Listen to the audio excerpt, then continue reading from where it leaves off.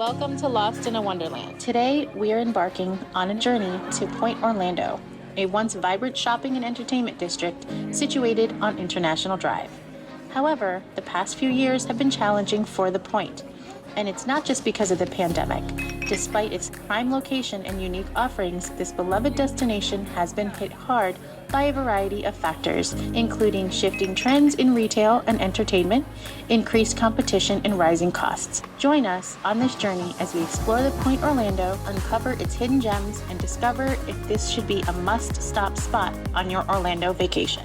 Hey everybody, I'm back at Pointe Orlando. It's been almost 2 years since I did a video here. The Pointe has suffered worse than most areas based on the pandemic. This is smack in the middle of the convention area on I-Drive, and so it heavily relies on convention traffic. During 2020, there was no convention traffic and still has not fully recovered into 2023. I decided it would be a good time to come by, take a look, see what's been going on. I know there's some new stuff. There's a new restaurant that just opened up. I'm gonna go over here and grab the bite to eat there and check it out. So guys, come along with me.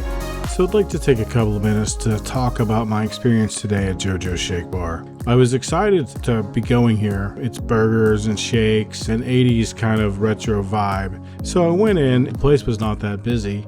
My waitress was completely attentive to me and did a really good job. From the time that I ordered my burger until the time it came to me was only about 5 minutes. What was surprising about that, other than just the speed at which I got my food, was the fact that the burger was cold. There's no way that within 5 minutes the kitchen could have cooked that burger and it been brought to me cold. So that was a big disappointment. The fries were fresh, they were hot. The burger was cold and tasted dry, like it had been sitting around for a long time. And so I don't know if they pre-cooked it or if it was a mistake that just got served to me, but it was not fresh. I did not finish it. 3/4 of the way through the meal, I ordered my shake. The ice cream portion of the shake, it was okay, it was fine. What I found to be a disappointment was all the things that they put in and on the shake. When you go to a place that specializes in these specialty shakes and they put all these accoutrements in the shake, this one had a chocolate covered cake pop, a chocolate covered marshmallow, a cookie, and then cookie crumbs around the outside, all of which looked very nice, but none of which tasted very nice. I took a bite of each one of those things and I would not have taken another bite. Overall, I just not real pleased with the meal, but that wasn't even the worst part. The worst part came at the end of the meal. The waitress brought me the check and proceeded to tell me that there was an 18% service charge added to my check. I'm a party of one. I was so shocked. Later, I wish that I had said something and asked, is this something they always did? But I've looked online since, and all of their locations, at least through COVID, did this, and no one seems to like this policy. I find it as a customer to be insulting. I was in the restaurant business for many years. I tip really well. I would have taken care of this server. I feel like this is something that the restaurant is doing that's taking advantage of patrons, especially in the tourist area of Orlando, where there's a lot of international tourism. They're forcing them to pay gratuity. As a local, it's just enough that will cause me not to want to go back there. So until that policy changes, I will not be returning to JoJo's. Dreaming of a magical vacation to Central Florida or a cruise getaway? Look no further than Sunshine Tree Travel. We're your experts in booking trips to Walt Disney World, Universal Studios, and amazing cruise line packages. Our experienced team offers personalized service, and the best part? No fees for our services. Let us make your travel dreams come true. Contact us today at www.sunshinetreetravel.com. Sunshine Tree Travel, your gateway to unforgettable vacations. I came in over where the parking deck is, which is a side closer to Icon Park. I've walked all the way over to the other side. We're gonna work our way back. This side behind me is the valet parking. So if you come at night, if you look for the Ocean Air or the Capitol Grill, you'll know you're at the valet parking. It also says right back here, got a big point sign. So we're gonna start here. We're gonna talk about what's available over here, and then we're gonna walk back around. So here in the corner, you have the Capitol Grill, and then right next door, you have the Ocean Air. Now the Capitol Grill is a Landry's restaurant. It's sort of their top tier restaurant. The Oceaneer is a seafood restaurant. And then right next to that, we have the Pub Orlando. Jen and I have eaten here before. I will link down to that video down below. A really cool English pub, really good fish and chips, nice cold beer. We've looked at the Capitol Grill, the Oceaneer, and the pub. Right next door is another restaurant, but I want to turn our attention across the way from the pub right now and look at a restaurant called the Hampton Social. Once again, we have eaten here at the Hampton Social. It's kind of an upscale, sort of hip restaurant, really good food, focuses on rosé wine, and just an overall fun place to eat. The next place over, this one is Cuba Libre, a rum bar and restaurant.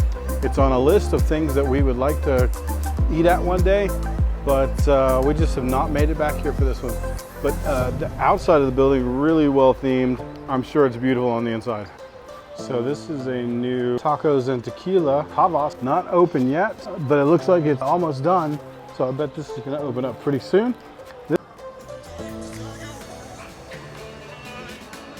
The next spot is the main event. This is similar to a certain other concept like Splitsville at Disney Springs. It's a bar, kind of a Dave & Buster's, and I believe they got some bowling in here. Let's go ahead and take a look.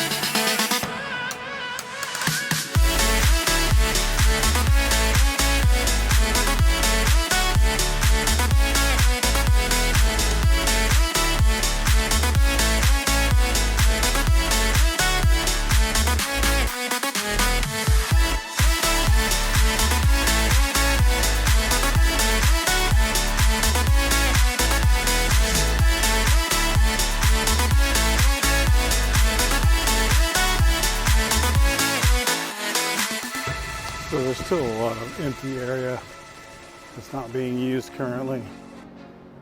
All of this is pretty much just abandoned. There's not anything in here. We'll go walk through though. There's a Monkey Joe's down here, which I think is kind of like a Chuck E. Cheese bounce house kind of thing. There's a candle store over here that's open. And a scooter store. Ready to petty. For the road die-cast racing collectibles.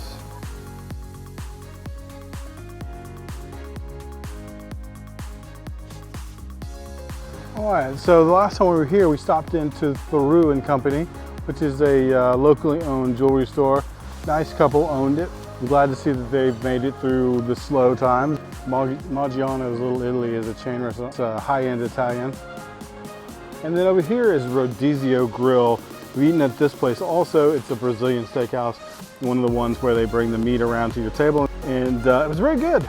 You know, those places are tough to get your money's worth because your eyes are always bigger than your stomach. And here we have Moon Dance Trading Company.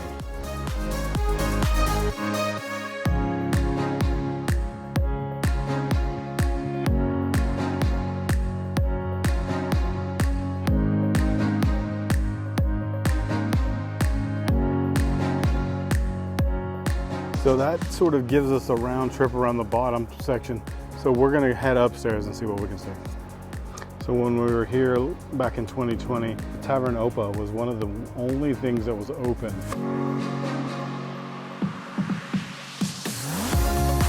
Across the way, this was closed when we were here last time. Lafayette's, music, food and spirits. Nothing is taking its place yet. There's another place over here. I don't remember what the name of this one was, but it was closed then, also still closed. And then over on this side was B.B. King's Blues Club. That was also closed during the pandemic and never reopened. So the big occupant on the second floor up here is the Regal Cinema 20. This is a large 20-screen movie theater. It has the IMAX. It also has Orlando's only 40X, at least the only 40X I know about. I've seen several movies in here.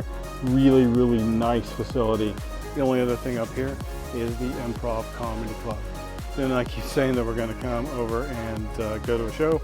Still haven't done it, but we're going to, we'll get to it eventually. All right, well, there we go. A couple of things doing well here. Mostly just the restaurants and probably the movie theater, maybe the comedy club. Most of the rest is just kind of hanging on or not hanging on at all, as the case may be. So there's still a lot of work to be done to get this place up and running again like it was pre-pandemic. I'm gonna keep checking back and checking on the progress. because this isn't a really main tourist area. So I want it to be successful, I want it to be good for the city, and I want it for convention visitors when they come through to have a place for them to go. So Pointe Orlando, if you're here and you're going to go to Icon Park, yeah, that was probably worth a visit over here, but probably not a destination. So guys, thank you as always for coming along with me. If never lost, then never found. So go get lost.